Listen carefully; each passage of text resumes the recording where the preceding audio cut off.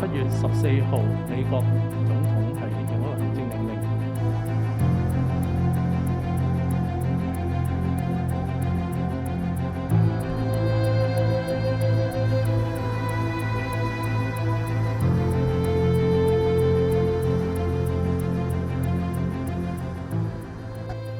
今日我哋採取進一步嘅行動。喺今早咧，係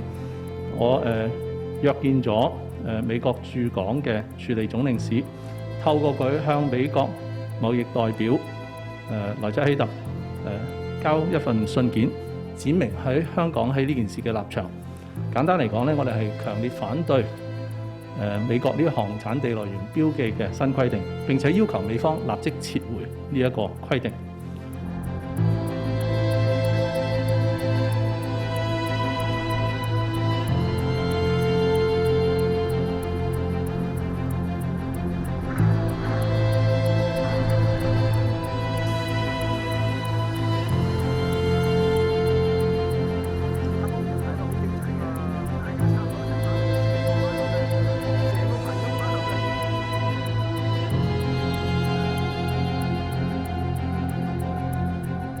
作為一個負責任嘅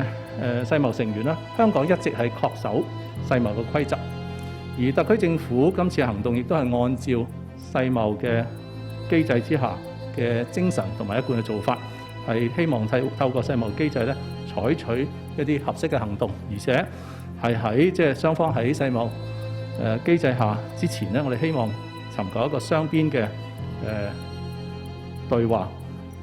希望可以要求美方改變呢一個做法，但係如果視乎美方嘅反應，我哋會